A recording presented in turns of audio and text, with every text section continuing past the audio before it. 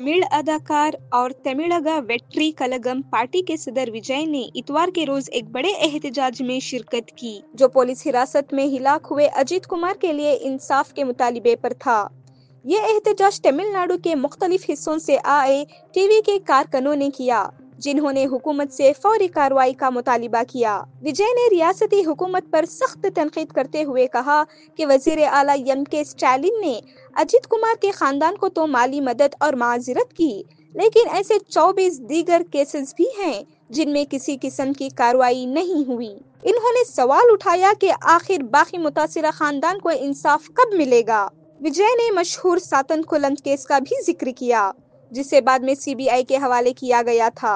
TV का ये एहतजाज सिर्फ एक सियासी कदम नहीं, बल्कि एक इंसानी आवाज भी है, जिसके जरिए रियासत में कानून और इंसाफ की बहाली का मुतालिबा किया है।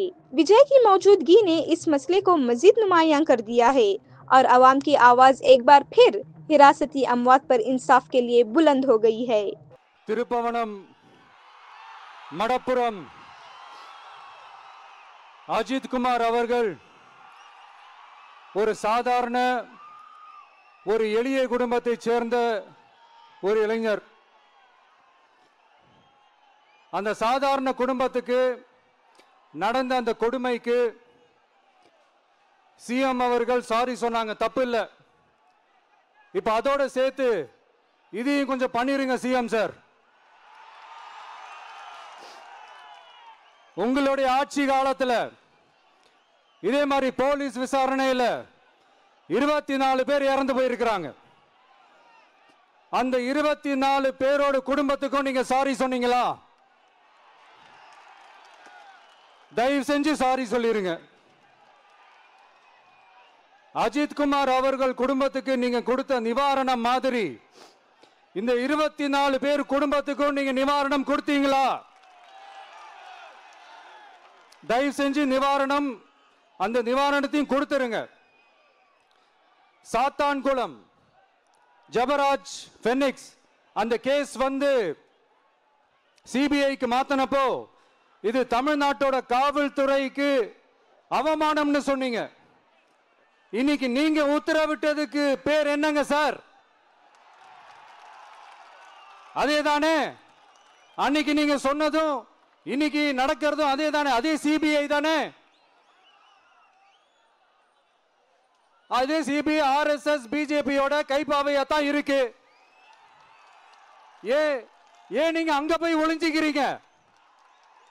ஏன்னா தமிழக வெற்றி கழகம் டிவிகே சார்பா நீதிமன்றத்தோட நேரடி கண்காணிப்புல ஒரு சிறப்பு புலனாய்வு குழு விசாரணை அமைக்கணும்னு ரொம்ப ஸ்ட்ராங்கா கேட்டிருக்கோம்.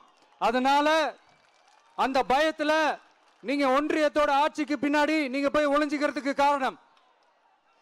இன்னும் உங்களோட ஆட்சியில் இன்னும் எத்தனை அட்ராசிட்டிஸ், அண்ணா யூனிவர்சிட்டி கேஸ்ல இருந்து இன்னைக்கு அஜித் குமார் அவர்கள் கேஸ் வரைக்கும் எல்லாத்துக்கும் நீதிமன்றம் தலையிட்டு உங்க கவர்மெண்ட் கேள்வி கேட்டுக்கிட்டு இருக்கு. எல்லாத்துக்கும் நீதிமன்றம் தலையிட்டு கேள்வி கேட்கணும்னா அப்புறம் நீங்க எதுக்குங்க சார்? உங்க ஆட்சி எதுக்குங்க சார்? நீங்க உட்கார்ந்து இருக்கிற அந்த சிஎம் பதவி எதுக்குங்க சார்? எப்படி கேள்வி கேட்டாலும் உங்க கிட்ட இருந்து எந்த பதிலும் வர போறதில்லை. ஏன்னா இருந்தா தானே வரும். மேக்சிமம் உங்க கிட்ட இருந்து வர பதில் சாரிமா, தெரியாம நடந்துருச்சுமா, இல்லனா நடக்க கூடாதது நடந்துருச்சுமா, சாரிமா, அவ்வளவுதானே. இந்த வெற்று விளம்பர மாடல் திமுக சர்க்கார் இப்ப சாரிமா மாடல் சர்க்காரா மாறிடுச்சு. இப்படி இருக்கிற இந்த இன்எபிலிட்டி கவர்மெண்ட் இந்த ஆட்சியை விட்டு போறதுக்குள்ள நீங்க செஞ்ச எல்லா தப்புக்கும் பரிகாரமா சட்டம் ஒழுங்க சரி செஞ்சே ஆகணும். இல்லனா மக்களோட மக்களா ஒன்னா நின்னு உங்களை சரி செய்ய வைப்போம். டிவிகே சார்பா அதுக்கு உண்டான அத்தனை போராட்டங்களும் எடுத்து நடத்தப்படும். தேங்க்யூ.